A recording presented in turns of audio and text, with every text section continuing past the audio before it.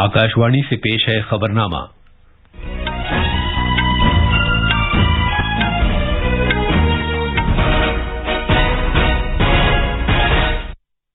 आदाब। खबरनामे के साथ मैं अर्जुमंद अली खान। पहले इस वक्त की अहम खबरें।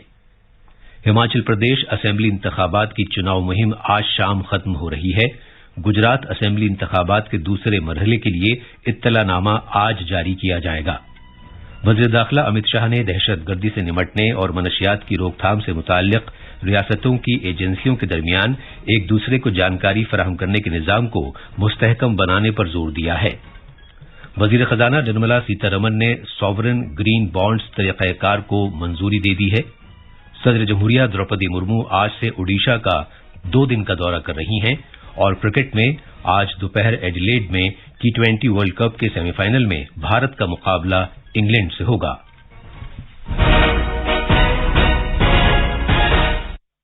अब खबरें तफसील से। हिमाचल प्रदेश में असेंबली इंतखाबात की चुनाव मुहिम आज शाम खत्म हो रही है। मुख्तलिफ सियासी पार्टियों के सरकर्दा लीडर राय दहिंदगान को राग़िब करने के लिए आखिरी लम्हात की कोशिश कर रहे हैं। जहां एक तरफ बीजेपी हिमाचल प्रदेश में हर असेंबली चुनाव के बाद सरकार बदलने के सिलसिले को तोड़ना चाहती है, वहीं कांग्रेस रियासत में इख्तिदार की तब्दीली के लिए सरगर्मी के साथ चुनाव मुहिम चला रही है। पेश है एक रिपोर्ट। शिमला, कसुम्पटी और नाभा में अवामी जलसों से खिताब करते हुए बीजेपी के सीनियर लीडर अनुराग सिंह ठाकुर ने कांग्रेस के दौरे इख्तिदार के दौरान कांग्रेस पर रियासत में मरकजी स्कीमें नाफिज न करने का इल्जाम लगाया। अवाम के सामने अपने नुक्ता नजर को पेश करते हुए उन्होंने कहा कि कांग्रेस ने हिमाचल की तरक्की को रोकने में कई बार अड़चनें पैदा की हैं। दूसरी जानिब कांग्रेस आज रियासत में एक साथ सभी 68 असेंबली हलकों में विजय आशीर्वाद रैलियां करने जा रही है। इस रैली में पार्टी के अहम लीडर कई मुकामात पर रोड शोज और अवामी जलसों के जरिए अपने उम्मीदवारों के हक में इंतखाबी मुहिम में हिस्सा लेंगे। चुनाव मुहिम आज शाम 5 बजे खत्म हो जाएगी। रियासत में 68 असेंबली हलकों में 12 नवंबर को वोट डाले जाएंगे, जबकि वोटों की गिनती 8 दिसंबर को होगी। खबरनामे के लिए शिमला से संजीव सुंदरियाल की रिपोर्ट। गुजरात में असेंबली चुनाव के दूसरे मरहले के लिए नोटिफिकेशन आज जारी किया जाएगा। इस तरह रियासत में दूसरे मरहले के लिए कागजात नामजदगी दाखिल करने का अमल शुरू हो जाएगा। उम्मीदवार 17 नवंबर तक अपने नामजदगी के पर्चे दाखिल कर सकेंगे। वस्ती और शिमाली गुजरात के 93 असेंबली हलकों में 5 दिसंबर को वोट डाले जाएंगे। पहले मरहले में अब तक कुल 12 नामजदगी के पर्चे दाखिल किए गए हैं। इसी दौरान रियासत में सियासी सरगर्मियां तेज हो गई हैं। मुख्तलिफ पार्टियां असेंबली चुनाव के लिए अपने अपने उम्मीदवारों के नामों की फहरिस्तें जारी कर रही हैं। एक रिपोर्ट।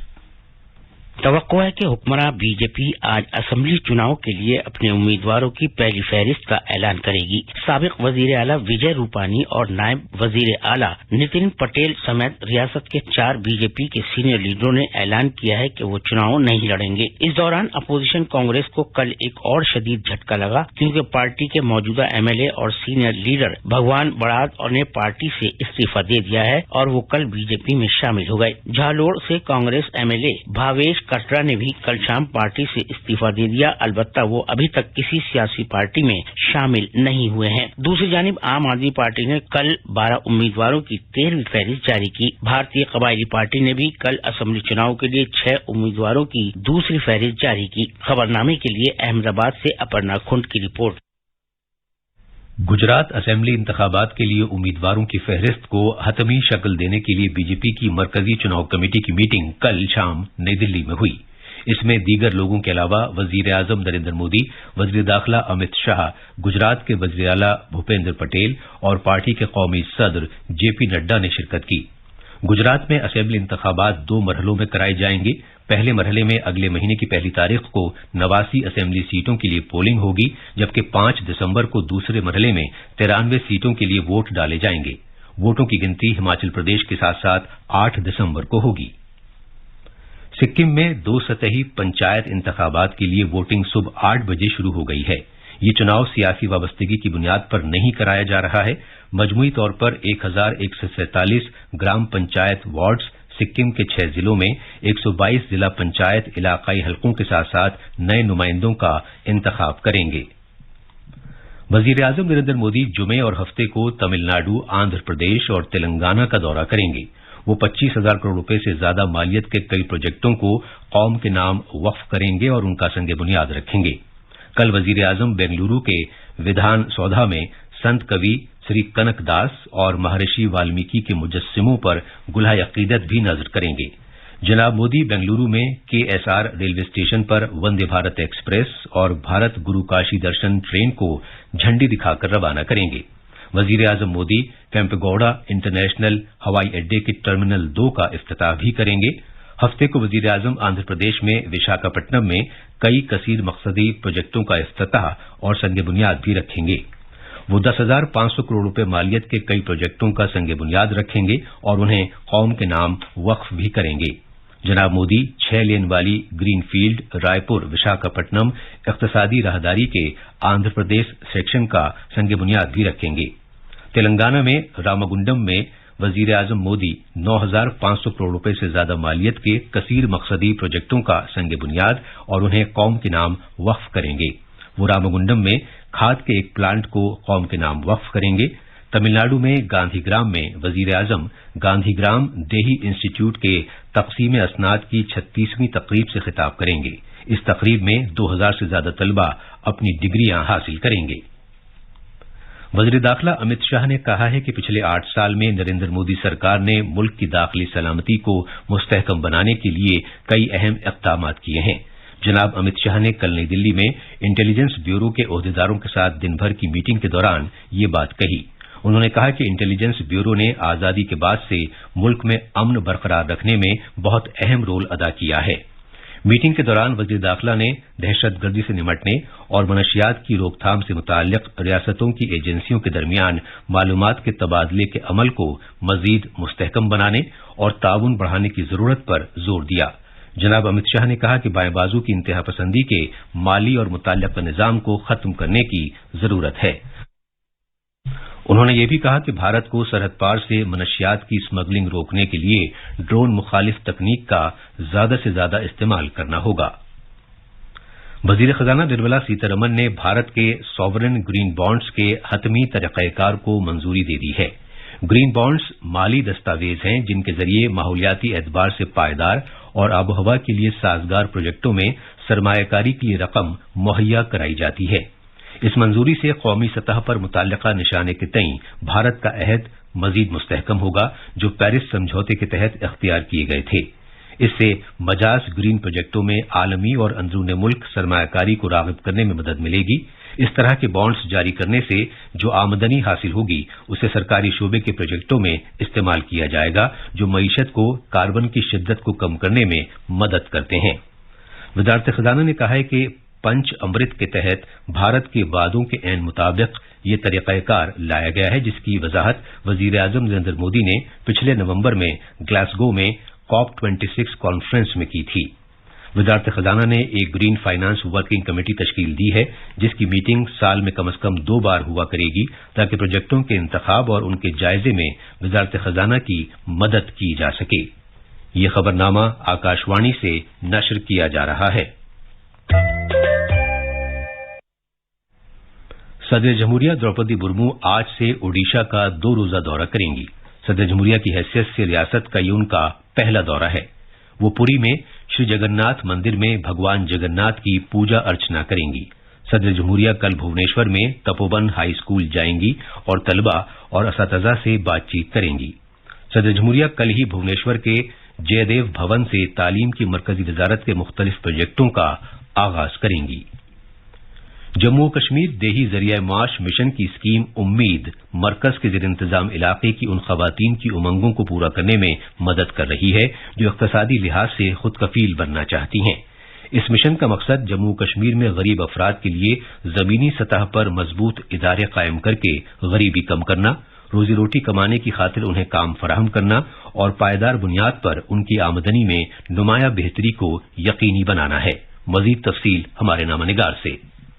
उम्मीद के जरिए सैकड़ों खवातीन न सिर्फ जम्मू कश्मीर में अपनी कामयाबी की कहानियां लिख रही हैं, बल्कि दूसरों को गुर्बत से बाहर आने और कामयाब कारोबारी बनने की तरगीब दे रही हैं। उम्मीद खवातीन कारोबारियों को अपनी मसनूआत की नुमाइश और मार्केटिंग में बेहद मदद कर रहा है। Jammu Kashmir rural livelihood mission Jammu Kashmir की खवातीन को तरक्की पसंद और खुद रोजगार कारोबारी बनने के लिए बेहतरीन काम कर रहा है। JKRLM के तहत उम्मीद प्रोग्राम खवातीन को खुद इन्हिसारी और खुद कफील होने की तरगीब देने के लिए मरकजी तौर पर स्पॉन्सर शुदा स्कीम है, जो खवातीन को छोटी बचत करने की भी तरगीब देता है ताकि उनके सेल्फ हेल्प ग्रुप्स कम शरह सूद पर बैंकिंग के काबिल बन जाएं। खबरनामे के लिए श्रीनगर से मैं सुनील कोल। तालीम और हुनरमंदी के फरोग के महकमे के मरकजी वजीर धर्मेंद्र प्रधान ने रेलवे के वजीर अश्विनी वैष्णव और तमिलनाडु के गवर्नर RN रवि के हमराह आइंदा होने वाले काशी तमिल संगम के लिए तैयारियों का जायजा लिया, जिसका एहतमाम उत्तर प्रदेश में वाराणसी में किया जाएगा। इन वजीरों ने मज़कूरा प्रोग्राम खुशउस्लूबी के साथ मुनक्किद करने से मुताल्लिक जरूरी मामलात पर तबादला ख्याल किया। वज़ारत तालीम के मुताबिक 1 महीना तवील प्रोग्राम इस महीने की 17 तारीख से शुरू होगा, ताकि काशी और तमिलनाडु के दरमियान इल्म और जानकारी के सदियों पुराने रिश्ते और कदीम तहजीबी राब्तों को फिर से उजागर किया जा सके। वज़ीर-ए-आज़म नरेंद्र मोदी ने काशी तमिल संगम के इनेकाद के ताल्लुक से मसरत का इजहार किया है, जो मुल्क के शिमाली और जनूबी खित्तों के दरमियान दायमी रिश्ते की अक्कासी करता है। इत्ताअत और शरियात के वजीर मुमलकत एल मुरुगन के एक ट्वीट पर जनाब मोदी ने कहा कि एक भारत श्रेष्ठ भारत के जज्बे का ये एक जश्न होगा। वज़ीर-ए-आज़म ने कहा कि काशी तमिल संगम खूबसूरत तमिल जबान के साथ साथ सकाफत की भी एक तकरीब होगी। सड़क ट्रांसपोर्ट और शाहराहों के मरकजी वजीर नितिन गडकरी ने गुवाहाटी में शिमाल मशरकी रियासतों में कौमी शाहराहों के फरोग के प्रोजेक्टों की पेशरफ्त का जायजा लिया। इनमें आसाम, मेघालय, सिक्किम और नागालैंड शामिल हैं। इस मीटिंग में आसाम के वजीर आला हेमंत बिस्वा शर्मा, मरकजी वजीर जनरल VK सिंह, वजारत और चारों रियासतों के आला एहलकारों ने शिरकत की। नायब सदर जमहूरिया जगदीप धनखड़ आसियान भारत यादगारी कॉन्फ्रेंस और 17वीं मशरकी एशिया कॉन्फ्रेंस में शिरकत के लिए कल कंबोडिया के 3 रोजा दौरे पर जाएंगे। वजीर खारजा डॉक्टर S जयशंकर उनके हमराह होंगे। T20 क्रिकेट वर्ल्ड कप में आज एडिलेड में दूसरे सेमीफाइनल में भारत का मुकाबला इंग्लैंड से होगा। ये मैच भारतीय वक्त के मुताबिक दोपहर 1:30 बजे शुरू होगा। इधर पाकिस्तान कल सिडनी में खेले गए पहले सेमीफाइनल में न्यूजीलैंड को 7 विकेट से हराकर टूर्नामेंट के फाइनल में पहुंच गया है। पाकिस्तान ने 153 रन का जीत का निशाना 19 ओवर्स और एक गेंद में 3 विकेट खोकर हासिल कर लिया। पाकिस्तान की तरफ से मोहम्मद रिजवान ने 57 रन बनाए, जबकि कप्तान बाबर आजम ने 53 रन स्कोर किए। इससे पहले टॉस जीतकर बल्लेबाजी करते हुए न्यूजीलैंड की टीम 20 ओवर्स में 4 विकेट पर 152 रन ही बना सकी। डैरेल मिचेल ने 53 रन बनाए, जबकि केन विलियमसन ने 46 रन स्कोर किए। पाकिस्तान की तरफ से शाहीन आफरीदी ने 2 विकेट लिए, जबकि मोहम्मद नवाज को 1 विकेट मिला। ये थी खबरें, और अब अखबारात के आईने के साथ हैं शबाना रहमान। शुक्रिया अर्जुमन। कौमी राजधानी दिल्ली से शाये होने वाले आज के बेशतर उर्दू अखबारात ने अलग अलग खबरों को सुर्खी बनाया है। रोजनामा राष्ट्रीय सहारा, हिंदुस्तान एक्सप्रेस समेत आज के कई अखबारों ने वजीर दिफा राजनाथ सिंह के इस बयान को अहमियत दी है कि हंगामी सूरत हाल से निपटने के लिए फौज को हमेशा पूरी तरह तैयार रहना चाहिए।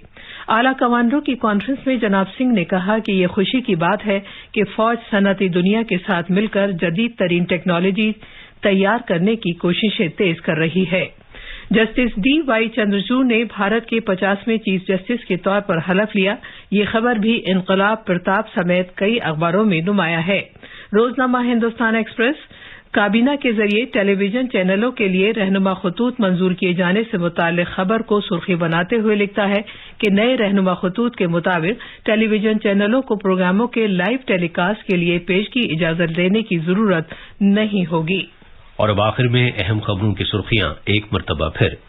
हिमाचल प्रदेश असेंबली इंतखाबात की चुनाव मुहिम आज शाम खत्म हो रही है। गुजरात असेंबली इंतखाबात के दूसरे मरहले के लिए इत्तलानामा आज जारी किया जाएगा। वजीर दाखिला अमित शाह ने दहशतगर्दी से निपटने और मनशियात की रोकथाम से मुताल्लिक रियासतों की एजेंसियों के दरमियान एक दूसरे को जानकारी फराहम करने के निजाम को मुस्तहकम बनाने पर जोर दिया है। वजीर खजाना निर्मला सीतारमण ने सॉवरेन ग्रीन बॉन्ड्स तरीक़ेकार को मंजूरी दे दी है। और आज दोपहर एडिलेड में T20 वर्ल्ड कप के सेमीफाइनल में भारत का मुकाबला इंग्लैंड से होगा। इसके साथ ही खबरनामा खत्म हुआ।